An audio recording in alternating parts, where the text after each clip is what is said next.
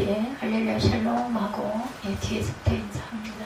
할렐루야 샬롬 샬롬 샬롬 샬롬 샬롬. 하나님 사랑합니다. 여러분 주 안에서 사랑합니다. 오늘 의로운 사람을 가르치라 이런 제목으로 함께 은혜를 나누도록 합니다. 잠언 9장 7절에서 11절 말씀인데 제가 12절까지 넣었어요.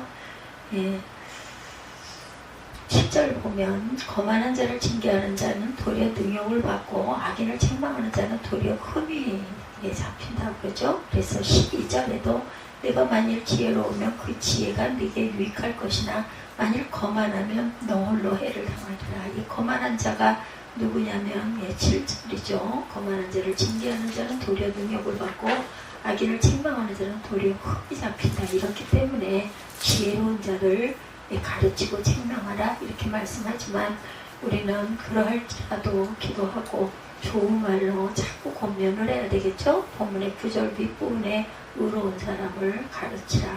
오늘 제목이기도 합니다. 의로운 사람을 가르치라. 이 말씀은 먼저 어떤 사람이 의로운 사람인가 하는 질문을 우리가 갖게 되죠. 어떤 사람이 의로운 사람인지 알아야 가르칠 수가 있겠죠. 근데 보면 대각 알긴 합니다. 성경에 나오는 의라는 말은 항상 약간의 혼동을 일으켜서 제가 설명합니다. 성경에 나오는 의라는 말에는 두 가지 뜻이 있어요. 하나는 일반적으로 공의 정의를 말합니다. 의는 사람이 행해야 할 바른 도리 이렇게 생각을 하면 되고, 성경에 나오는 의라는 말에는 이런 뜻도 있어요. 아모스 5장 24절에 보면 오직 정의를 물같이 공의를 마르지 아니하는 강같이 흐르게 할지어다 라는 말씀의 정의 공의는 이와 같은 뜻인데, 동시에 또한 로마서 1장 17절에 복음에 하나님의 의가 나타나서 믿음으로 믿음에 이르게 하나니 기록된 바 오직 의인은 믿음으로 말미암아 살리라 함과 같으니라 이 말씀을 하고 계세요. 그래서 보면 5장 1절 전반부에 뭐라고 말씀하세요? 그러므로 우리가 믿음으로 의롭게 하심을 받았으니, 또 로마서 10장 19절에 사람이 마음으로 믿어 의에 이르고 또한 입으로 시인하여 구원에 이른다 이렇게 말씀하세요. 갈라디아서 2장 16절 뒷부분에도 이는 우리가 율법의 행위로서가 아니고 그리스도를 믿음으로 의롭다함을 얻으려 함이라. 율법의 행위로는 의롭다함을 얻을 육체가 없다 이렇게 말씀하죠. 율법의 행위로 우리가 어떻게 의롭다함을 얻겠어요, 그죠? 그 밖에 여러 곳에 나오는 의는 단순히 정의를 말하는 것이 아니고 구원을 말하는 것들입니다. 구원을 다른 말로 의인이라고 하는데, 이는 의롭다고 인정받는다라는 뜻입니다. 우리가 의로운 것이 아니라 의롭다 인정해 주세요, 그죠? 예수 믿으면 구원을 받아요. 기독교의 가장 기본적인 진리입니다. 가끔 드리는 말씀, 이게 한자에 이상하게 성경적인 의미를 가진 자들이 아주 많아요. 성경의 한문을 좀 알면 이렇게 풀이하고 들여다보면 도움이 되죠. 의자도 그 가운데 하나입니다. 양자 밑에 나 아자가 들어있어요. 의자를 풀어보면. 그래서 어린 양이신 예수님 밑에 내가 와야 구원을 받는다 이렇게 해석이 되고, 정말 그 신비해요. 한문자의 그 뜻들을 이렇게 들여다보고 글자의 순서를 보면 예수 잘 믿으면 동시에 공의로운 생활을 하게 되죠. 하나님이 하라는 부분을 기뻐하면서 우리가 부족해도 열심히 하려고 합니다. 예수님은 사랑과 공의의 주님이시기 때문이다. 말라기 4장 2절에 예수님은 공의로운 해라고 이렇게 말씀하세요. 4장 2절 보면 내 이름을 경외하는 너희에게는 공의로운 해가 떠올라서 치료하는 광선을 비추리니 너희가 나가서 외양간에서 나온 송아지같이 뛰리라 이렇게 말합니다. 뭐라고요? 내 이름을 경외하는 너희에게는 공의로운 해가 떠오른다. 그래서 아플 때 저처럼 건강에 문제가 있을 때 치료하는 광선을 비춰주시고, 그리고 외양간에서 나온 송아지같이 힘을 내서 뛰어가리라고 말씀하죠. 이 말씀은 병원에 입원한 성도들을 신방하셨을 때 종들이 많이 하는 그런 성경 구절이기도 합니다. 환자들은 물론 공의로운 해이신 예수님의 치료하는 광선이 이 나라 정치, 경제, 사회 각 분야를 비추면 병들어 있는 각 분야들이 치유를 받게 될 것이다. 우리 대선이 내일 모레로 임박을 했는데 이때 정치, 경제, 사회 각 분야에 공의로운 하나님의 광선이 비추시기를 주님의 이름으로 기도합니다. 이렇게 예수 믿으면 구원받고 예수 잘 믿으면 공의로운 사람이 되어야 하기 때문에 의로운 사람이 어떤 사람인가 라는 질문에 대해서 의로운 사람이 어떤 사람인지를 알려면 예수 믿는 사람을 보아라. 의로운 사람은 예수를 잘 믿는 사람이다. 부끄럽죠. 항상 부족하기 때문에 교회 잘 나오는 사람이다. 이렇게 대답하게 됩니다. 예, 모두 의로운 사람이라고 인정을 받으시기 바랍니다. 누구에게? 하나님께. 그렇죠? 아무도 몰라도 뭐 권사, 장로, 뭐 아니면 아주 유명한 목사 이렇다 할지라도 그 모두를 하나님께서는 개개인을 다 아세요. 우리는 모르잖아요. 아니 그 큰 교회다 보면 대형 교회 대단하네 이렇게 생각하지만 하나님은 그들을 다 바라보고 알고 계신다. 그러다고 뭐 작은 교회가 꼭 공의로운 사람이 있고 큰 교회 그렇지 못하다는 게 아니라 각자 개개인을 비추고 계신다라는 겁니다. 예수 믿는다고 하면서 공의롭지 못하면 어딘가 이상한 사람, 제대로 믿지 못하는 사람이라고 생각을 하고 공의로운 성품을 가지고 있으면서도 예수 믿지 않으면 불완전한 공의가 되고 만다. 뿌리를 옳은 곳에 제대로 내리지 못한 나무와 같다라는 거죠. 어느 날 제가 돌아오는데 사무엘이 뭐 어디 우리 드라이브 할까? 무슨 이야기를 하면서 오늘 찬송가를 리듬을 따라서 이렇게 말로 하는 게 아니라 응원을 하는데 보니까 찬송가더라고요. 우리가 잘 하지도 않는 찬송가. 혼자서 그렇게 부르면서 핸들을 움직이는 걸 보면서 웬일로 찬송가를 다 하나 이게 배웠구나 하는 생각이 들어서 마음이 기뻤습니다. 지금은 뭐 어찌어찌한다 해도 보면은 그 세상적인 악한 것들은 아주 싫어하고 친구가 전역을 했다고 이제 제대를 했어요. 벌써 같은 중학교 동창이 전역을 해서 밥을 사달라 하면서 술을 한 잔 사주면 좋겠다 그래서 밥은 사줄 수 있지만 술은 못 사줘 그랬답니다. 왜 술이 안 되는데 전부터 그 애가 이렇게 술을 잘 먹어서 술 먹자고 얘기를 하고 했다고 그래요. 그래서 나는 술은 싫어. 술은 네 돈으로 먹고 밥은 내가 사줄게 이렇게 얘기를 했다고 그런 얘기를 하더라고요. 근데 가서도 그 마음이 변하지 않기를 바라고 근데 가서 좋은 영향을 받아서 또 열심히 어느 날은 또 이렇게 지나오다가 그 아파트들 이렇게 새 아파트들 저기 원당 쪽에 많이 세워져 있는데 요즘에는 아주 그 앞에 입구에 들어가는 문이 캐노피가 아주 멋지게 세워져 있잖아요. 어디 무슨 예술의 전당처럼 대단해요. 보면 대리석으로 그걸 이렇게 보면서 내가 돈 많이 벌어서 저기 사시게 해드릴게. 그래서 내가 말이라도 얼마나 고마웠는지 그래 내가 좀 힘을 내가지고 조금 더 살아서 우리 사무엘이 저런 아파트를 내가 살 수 있도록 해주면은 꼭 내가 보고 갈 거야 하고 기도했습니다. 이렇게 가끔가다 말이라도 그죠? 내 말을 할 줄 아는 것 그것도 감사한 일이죠. 야고보서를 기록한 예수님의 동생 야고보는 성품이 아주 의롭다고 그래요. 그래서 공의로운 야고보 이렇게 불렸다고 합니다. 야고보서를 보면 야고보서의 그런 성품이 야고보의 성격이 잘 나타나 있어요. 3.1 만세운동 기념일이 이제 어느덧 거의 뭐 90주년이 넘었을 거예요. 기독교인들은 모두 나라를 사랑하는 사람들로 의로운 사람들로 인정을 받고 있는데 기독교인은 곧 애국자 누구나 이렇게 생각을 하죠. 실제로도 그랬죠. 그래서 그때 기독교인들은 전체 인구의 3%가 채 되지 않았지만 3.1 만세 운동을 주도할 수가 있었다고 합니다. 기독교인들이 앞장서서 독립만세를 외치니 사람들이 따라서 같이 만세를 불렀죠.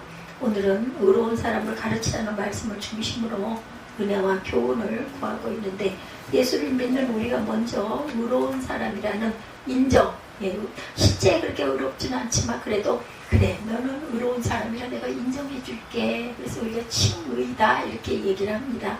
우리가 실제 그렇게 온전한 흠없는 사람이 될 수는 없어요. 다만 그래도 너는 나를 따르니 내가 너를 칭해서 의인이라 얘기해 줄게. 이런 것만 봐도 얼마나 기뻐요. 의로운 사람을 가르쳐라. 이렇게 얘기하고 의로운 사람을 가르칠 수 있는 것은 교회 목사 전도사 아니면은 교회 학교 선생님들이 모두 다 의로운 사람을 잘 가르쳐야 되겠죠. 특히나 어린상들을 가르치는 아주 어려움이 많을 것 같아요. 교회 학교 그 선생님들을 그 맡겨진 그 학생 이것을 의로운 믿음의 사람으로 만들려고 엄청 애를 쓰고 봉사를 많이 합니다. 무엇을 가르쳐야 할까? 이 질문을 동시에 우리는 무엇을 알아야 할까? 이게 먼저 알아야 잘 가르치지 않겠어요?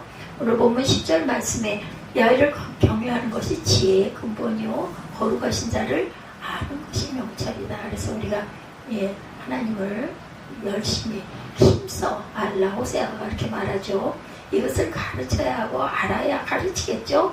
같은 말이라도 하는 사람에 따라서 호소 효과도 또한 다릅니다. 예를 들어 10대 청소년이 인생은 슬픈 것입니다. 인생은 허무한 것입니다 한다면 여러분들 뭐라고 대답하시겠어요?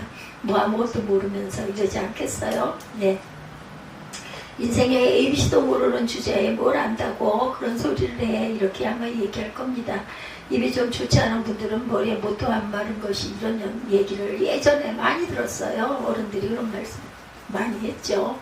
근데 백발이 성성하고 여러 가지 경험을 한 분이 인생은 가치가 있는 것이요 이 세상은 아름답소 라고 한다면 우리가 저분이 아마 세상을 정말 아름답게 보고 계시구나 하고 우리가 나도 저런 긍정적인 마인드를 가졌으면 아마 이러지 않겠나. 나도 보람있게 살도록 힘써야겠구나 하겠죠. 인생을 성실하게 사는 사람들, 그렇게 산 분들은 대개 인생을 가치 있는 것이다. 괴롭고 힘든 일들도 많이 있었지만 세상은 정말 아름다운 곳이라고 말하게 돼요. 좀 젊을 때 이 아름다운 자연이 그렇게 아름답다는 걸 더 많이 느꼈으면 얼마나 좋았을까. 근데 지금이라도 늦지 않았어요. 여러분들은 늦지 않았습니다. 저는 그런 것들을 음미하고 좋아하는 것보다는 세상적인 아름다운 것들을 너무나 즐거워했던 사람이기도 합니다. 그래도 산이나 바다를 가면은 파도 밀려오는 게 아름답고 산속에 들어가 보면 나무들이 정말 푸르고 아름다웠는데 지금은 그 푸르름이 매일매일 달라지는 거를 제가 체험을 하다 보니 이렇게만 이 아름다운 세상을 더 아름답게 보았다면 지금보다 조금 일찍 하나님의 은혜를 더 깊이 알고 깨닫고 가지 않았을까 이런 마음이 생깁니다. 그런 의미에서 야훼를 경외한 것이 지혜의 근본이고 거룩하신 자를 아는 것이 명철이라는 말씀은 귀 기울여 들어야 할 말씀입니다. 잠언서는 솔로몬이 기록했죠. 솔로몬은 잘 아시는 대로 인류의 역사에서 가장 지혜로웠던 사람이다 이렇게 알려져 있습니다. 물론 말년에 후궁들을 많이 두다 보니까 후궁이 가지고 온 자기 나라의 이방 신들로 인하여서 어려움과 또한 끝이 정말 좋지는 않기는 했지만 그래도 잠언을 거의 대부분을 기록했죠. 다른 것이 아니라 바로 지혜에 대해서 말씀하고 있는 지혜의 말씀 1장에 오늘 본문이 들어있는 9장까지 솔로몬의 제1잠언집이다 이렇게 말합니다. 그러니까 잠언 1장부터 9장까지가 제1잠언집 10장부터 제2잠언집이 시작이 됩니다. 제1잠언집의 시작인 잠언서 1장에서도 솔로몬은 같은 말을 하고 있어요. 1장 7절에 야훼를 경외하는 것이 지식의 근본이오늘 미련한 자는 지혜와 훈계를 어떻게 해요? 멸시한다 이렇게 말을 하고 있습니다. 미련한 자는 지혜와 훈계를 멸시한다. 이 말은 잠언서뿐만 아니라 성경 여러 곳에 나오기도 합니다. 욥기 28장 28절은 주를 경외함이 지혜라고 말하고 있어요. 시편 111편 10절에도 야훼를 경외함이 지혜의 근본이라 이렇게 말하죠. 이 말을 진리라는 것은 실증적으로 우리는 체험하고 갑니다. 그 경남 거창의 유명한 고등학교, 거창고등학교 3교육을 하면서 대학 입학 성적이 아주 좋다고 알려져 있다고 그러죠. 그래서 전국에서 지원자들이 몰려든다고 그래요. 그 학교를, 거창고등학교를. 이 학교에서는 해마다 이 무렵이 되면 동창 회보 등을 통해서 그의 대학 합격자 명단들을 싣는데 거기에 보면 많은 학생들이 졸업생들 거의 전부가 잘 알려진 대학에 많이들 입학을 한다고 합니다. 요즘은 모르겠어요. 이게 좀 오래된 이야기이기 때문에 그 학교의 교훈 야훼를 경외하는 것이 지식의 근본이 이렇게 쓰여 있다고 그래요. 기독교 교육기관이기도 하다고 하죠. 이 학교가 대성전 방송실에서는 스캔 장비를 쓰지 않기 때문에 파워포인트를 이용해서 무엇을 보여줄 필요가 있을 때는 이렇게 카메라의 초점을 실물에 맞춰서 보여주는 방법을 쓰는데 그 학교의 앨범이래요. 앨범들을 이렇게 돌려가면서 보여주나 봅니다. 많은 경우 학생들이 자기가 다니고 있거나 졸업한 학교의 교훈을 잘 알지 못하는데 이 학교에서는 그 교훈을 굉장히 강조하다 보니까 그 교훈의 말씀, 야훼를 경외하는 것이 지식의 근본, 이걸 모르는 학생이 없다고 그러죠. 그런데 30여 년 전에 교사로 잠깐 재직했던 이 학교의 교훈은 지금도 기억이 난다, 이런 말씀을 하세요. 그 학교 학생들이 그렇게 좋은 성적을 올릴 수 있는 이유도 여러 가지 있었겠지만 그 가운데 하나가 이 교훈이 미치는 영향은 아니었을까, 저도 그렇게 생각을 합니다. 지혜와 지식의 근본은 하나님을 아는 거예요. 뭐 하나님 모르는 사람이 어디 있어. 내가 예수를 몇 년을 믿었는데. 근데 그렇지 않습니다. 야훼를 아는 것을 힘써, 그리고 우리 생활 가운데 우리가 잘못하고 있는 것이 있다 하면은 하나님 이 잠언 9장 말씀이라도 조금 읽으시면서 정말 내가 이거 바꿔야겠다, 고쳐야겠다, 이렇게 하나씩 하나씩 실천해 가시기 바랍니다. 하나님께 기초를 두는 것은 지혜와 지식에 있어서 최상의 원리라는 것, 야훼를 경외하는 것은 지혜의 시작이고 기원이고 그리고 결론이기도 하다. 시작이고 과정이고 결론입니다. 그래서 중요한 거죠. 특히나 교회 교육 잘하는 청소년들, 유년부 아이들에게도 이것을 가르치는 게 참 유익한 것 같아요. 기독교 교육기관들이 중요한 것, 그리고 이 기독교 교육기관들을 보호할 책임이 또한 우리에게는 있습니다. 하나님을 떠난 지식은 뿌리가 없는 나무와 같다라는 거 잊지 마시고, 이런 지식은 사람들에게 유익을 주지 못해요. 대표적인 것이 지금도 국민들의 큰 실망과 허탈감을 안겨주고 있는 여러 가지 파동들이 많죠. 정치적인 파동, 아니면 또한 이런저런 것들 연구에서 드러났던 것에 문제가 있는 그러한 파동. 여러분들 줄기세포 우리 교회 나오시는 분들은 별로 좋아하지도 않고 가까이 하지도 않죠. 가격이 너무 비싸기 때문에. 근데 이것 또한 파동이 대단했고, 아직 그 줄기세포만 맞으면 장수하고 몇백 년 살 것 같지만 절대 그렇지 않다는 거. 이런 이야기가 있네요. 교회 학생 가운데 탈북자 한 사람이 있는데 한번 교회에 데리고 와서 목사님을 만나게 해드리고 싶습니다. 이런 이야기들을 한 적이 있다고 합니다. 그래서 환영한다고 날짜와 시간을 정했다고 그래요. 어느 교회 목사님이 그 학생이 무슨 이야기를 할까, 어떤 이야기를 해서 예수를 잘 믿도록 할까, 이걸 계속 궁리를 했대요. 이런 것을 생각하는데 마침 그 학생의 이름이 최경철이었다고 합니다. 그래서 교회에 아기들 가운데도 이 최경철이라는 아이가 있어서 연세가 많아서 많이 쇠약해지셔서 지금 병원에 입원해 계신 어떤 그 권사님의 손녀 이름을 지어달라는 부탁이 있어서 이 10절의 말씀, 야훼를 경외하는 것이 지혜의 근본이요 거룩하신 자를 아는 것이 명철. 그래서 아시겠죠? 야훼를 경외하는 것이 지혜의 근본, 경자와 거룩한 자를 아는 것이 명철하다 해서 경철이라고 성은 성씨를 땄겠죠. 그래서 경과 철자를 따서 이름을 지어준 그런 일이 있어서 이 이름을 가지고 내가 대화를 유도하리라 생각을 하셨다고 그래요. 그 학생이 왔는데 22살이고 꽃제비 탈북 청년 소년 출신인데 너무나 꽃제비스럽게 생겼더랍니다. 고생을 많이 한 사람답지 않게 아주 성품도 밝더라 그래요. 그래서 강당에 모여있는 교회에도 잘 나가고 있다. 자기 고등학교 강당. 그날 이런 이야기는 하지 못했다고 합니다. 그 학생의 집이 유명한 아오지 탄광이는 은도군이라는 곳인데 아오지 탄광 이야기를 많이 하다가 그만 이름 이야기는 놓쳤대요. 그 학생이 그 교회에 다녀간 다음에 이메일을 보내왔더랍니다. 우리 선생님이 교회 자랑을 하도 많이 해서 제가 그 교회에 꼭 가보고 싶었습니다. 이렇게 메일에 쓰여 있었대요. 이 학생은 그리고 나서 연세대학교에 입학을 잘했다고 그러죠. 그 이메일과 전화를 주고받고 지금도 그렇게 행하고 계신데요. 이메일로 이런 이야기를 이제 앞으로 꼭 해야겠다 생각을 했답니다. 저뿐만 아니라 이 목사님들이 이름을 아주 소중하게 생각하는 거 맞습니다. 이름을 자꾸 부를 때마다 그 이름을 주변에서 아니면 누군가가 아니면은 어떤 그 기관에 가서도 그렇고 그 이름을 자꾸 많이 불러야 그 이름스럽게 따라간다고 그러죠. 조지 워싱턴 그 카버라는 흑인 농업 박사가 있었어요. 카버는 흑인 노예의 아들로 태어납니다. 가난할 때 강도들이 주인 집에 들어와서 카버 그의 어머니를 납치해가 버리고 맙니다. 그때 노예들은 재산으로 여겨졌기 때문에 납치에다가 팔면, 사람을 납치해다 팔면 돈을 받을 수가 있기 때문에 강도들은 가다가 아기가 울고 그러니까 귀찮으니까 버리고 어머니만 데리고 갔다 그러죠. 주인은 모세 카버라는 이름을 가진 아주 마음씨 좋은 백인이었는데 이제 그 노예로 팔린 지 주인이 버려진 아기를 엄마가 오죽이나 뭐 사정을 했겠죠.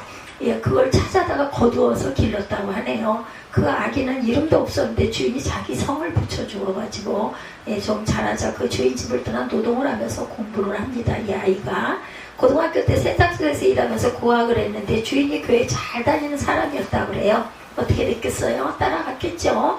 주인을 따라서 교회에 출석하면서 깊은 신앙심을 갖게 됐다고 하네요. 고등학생 때 교회에 출석하게 된 것이 카버 박사의 삶에 그 주인 이름을 성을 따가지고 카버가 된 거죠. 삶에 결정적인 영향을 미쳤다고 합니다. 그 뒤에 그의 삶은 모든 것이 기독교 신앙의 바탕 위에 세워졌고 이 사람은 어렵게 공부를 해서 흑인으로서는 최초의 농학 박사가 됐어요. 카버는 아이오와 주립대학의 농학 교수로 있다가 흑인들을 위해 남부의 터스카키라는 곳에 세워진 농민학교로 와서 거기에서 평생을 보내셨다고 하네요. 미국 남부 지역에서는 목화 농사를 많이 지었는데 1910년대 해충이 여러 해 크게 발생해서 목화 농사를 지을 수가 없었답니다.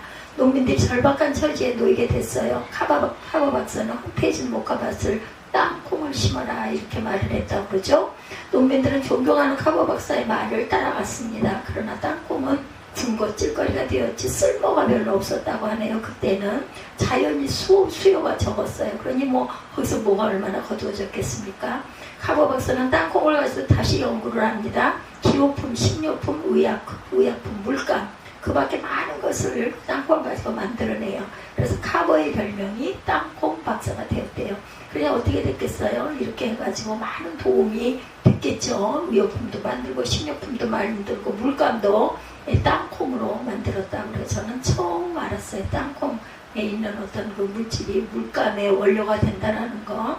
이분은 평생 두 가지 신조를 가지고 있었는데 하나는 하나님이 만드신 것에는 쓸모없는 것이 없다라는 것이었다고 합니다. 그래서 사람들이 쓰레기라고 여기고 버린 것들을 가지고도 훌륭한 실험 도구를 많이 만들어냈다고 그래요.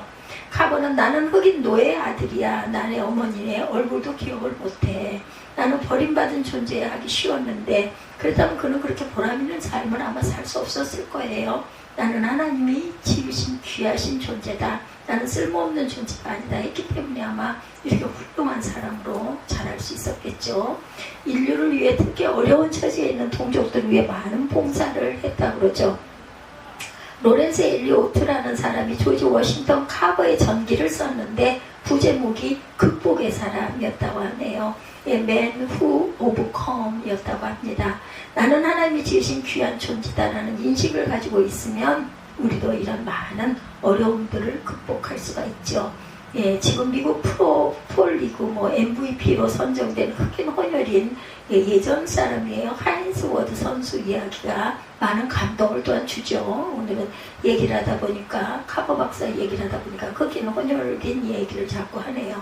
하인스 워드 선수 그 어머니 김영희 씨는 모두 아주 독실한 크리스찬이었다고 합니다. 어머니는 애틀란타 존스버러 침례교회에 출석하면서 주일 예배 11조 금요 철야에 늘 빠지지 않고 많이 다녔다고 그래요. 하인스 워드 선수도 경기 기간이라도 주일이면 꼭 교회를 찾아가서 예배를 드렸다고 그러죠. 어머니가 한 말이 아주 감동적인데 나는 교회에서 특별한 활동을 하지 못하고 있지만 모든 삶을 하나님께 드린다는 자세로 신앙생활을 하고 있습니다.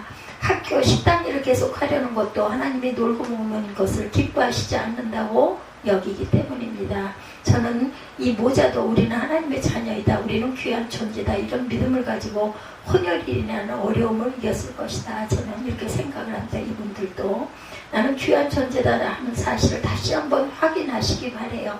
그래서 학생들에게 아니면 주변의 이웃들에게 아니면 친지들에게 그것을 좀 증거하고 전하시기 바랍니다.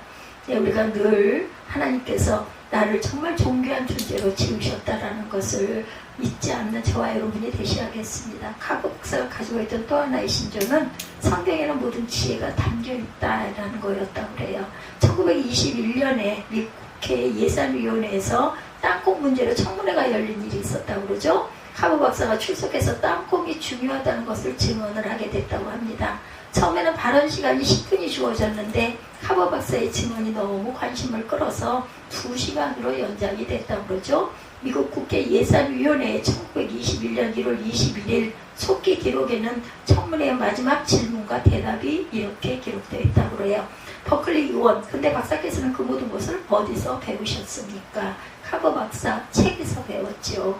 버클리 의원, 그런데 박사께서는 그 모든 것을 어떤 책에서 배웠나요? 그것은 성경책입니다. 이 책은 하나님이 만물을 다 이용하라고 우리에게 주었다고 기록되어 있습니다.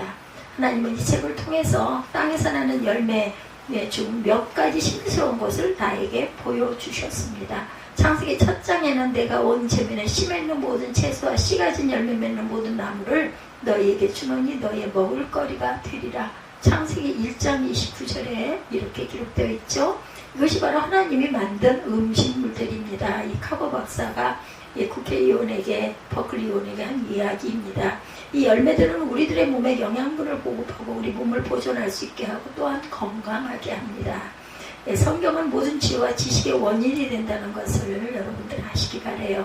여기까지 교회 나가는 사람들은 의로운 사람이고 우리는 의로운 사람으로 인정을 받아야 한다. 이런 마음을 항상 우리가 품고 먹고 있다면 그것을 또한 실천해서 내 가장 가까운 이웃에게 주변의 주위에 잘 증거하고 전해야 되겠죠.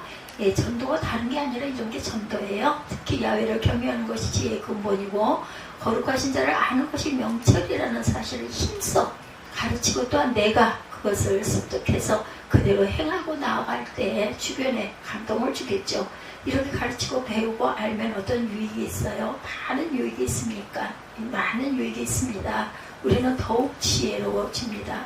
이게 대화 내용입니다. 9절에도 지혜 있는 자에게는 교훈을 더하라. 그가 더욱 지혜로워질 것이오 라고 말하고 있습니다. 학식이 더해집니다. 유대인들 가운데 노벨상 수상자가 유난히 많은 것이 그 증거 가운데 하나입니다. 그러면 자기를 책망하는 사람들까지도 사랑하게 됩니다. 8절 뒷부분에도 지혜 있는 자를 책망하라. 그가 너를 사랑하리라. 지혜 있는 사람은 책망하는 사람을 사랑할 수 있어요. 그렇지 않은 사람은 너나 잘해 이러지 않겠어요. 그렇죠? 책망을 들으면서 이 사람이 나를 사랑해서 나를 위해서 이렇게 책망하는구나 하는 사람은 성숙한 사람들입니다. 다윗은 시편 55편 12, 3절에 나를 책망하는 자는 원수가 아니고 나의 동료, 나의 친구, 나의 가까운 친우라 이렇게 이야기를 하고 있어요. 우리 이따가 잠언과 시편 55편을 읽도록 하죠. 잠언 6장 23절에 훈계와 책망은 곧 생명의 길이라 이렇게 말하고 있죠.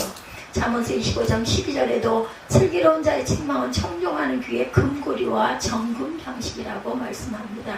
자기를 책망하는 사람을 사랑하는 사람은 더 나아가 자기에게 어려움을 주는 환경까지도 사랑할 수 있게 된다. 12절은 그 지혜가 그에게 큰 유익이 된다고 말하죠. 다니엘서 12장 3절에 지혜 있는 자는 궁창의 빛과 같이 빛날 것이다 이렇게 말씀합니다. 지혜 있는 자는 궁창의 빛과 같이 빛날 것이요 많은 사람을 옳은 대로 돌아오게 하는 자는 별과 같이 영원토록 빛나리라 말씀합니다. 11절에도 나 지혜로 말미암아 내 날이 많아질 것이요 내 생명의 해가 내게 더하리라. 야훼를 경외하는 것이 지혜의 근본이고 거룩하신 자를 아는 것이 명철이라는 사실을 힘써 배우고 또한 그것을 주변의 이웃에게 내 자녀에게 가르치시는 저와 여러분들이 되시기 바라요.